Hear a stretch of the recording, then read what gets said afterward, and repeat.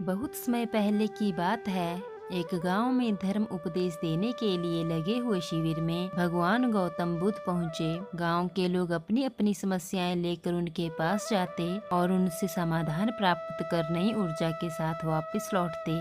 गांव के बाहर एक गरीब राह में बैठा बुद्ध के पास आते जाते लोगों को निहारता रहता। उसने क्या देखा? दुखी चेहरा लिए भारी कदमों से लोग भगवान गौतम बुद्ध के शिविर में जाते और नई ऊर्जा के साथ चेहरे पर खुशी व आनंद लिए वापस लौटते। गरीब ने सोचा, क्यों न मैं भी भगवान के पास अपनी समस्या लेकर जाऊं। यह सोचकर हिम्मत करके वह भी शिविर की ओर चल देता है। शिविर में एक एक कर क्रमबद्ध तरीके से व्यक्ति को प्रवेश मिलता है, इसलिए वह भी अपनी बारी की प्रतीक्षा करने लगा। जो कुछ उसने रास्ते में देखा, अब यहाँ उसे साक्षात देखने को मिल रहा है। लोग एक एक कर अपनी समस्याएं बता रहे थे। भगवान गौतम बुद्ध चुपचाप शांति से सबकी समस्या सुनते और जवाब देते।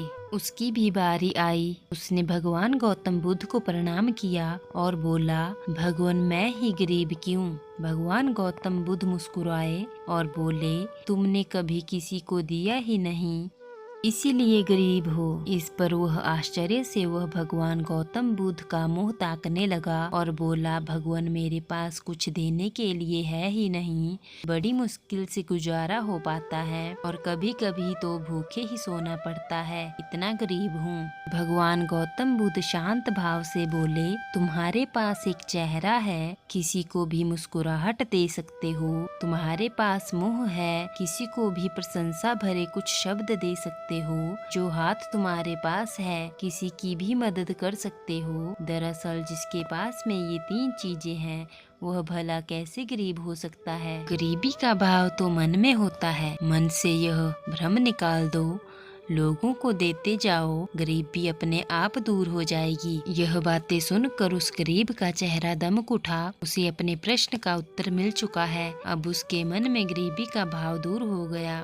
इस शिक्षा को जीवन में उतार कर कुछ ही दिनों में उसका जीवन खुशियों से भर गया। दोस्तों, हमें इस कहानी से यह सीख मिलती है कि मंदिर में भी लोग जाते हैं, कुछ न कुछ मांगते रहते हैं और जीवन भर घुट घुट कर रो रो कर समय बिता देते हैं। वे ईश्वर की कृपाओं को कभी कम समझते ही नहीं, जीवन की महत्वता को कभी जाना ही नहीं। मित्रों, मनुष्य जीवन एक अनमोल अवसर है और यह विधाता की असीम कृपा का तोहफा है। हमारा सर्वप्रथम यह कर्तव्य होता है कि हम उस परम परमेश्वर की इनायतों को समझें, ईश्वर की कृपा को जानने की कोशिश करें। और इसका सबसे आसान तरीका है खुद को समझना।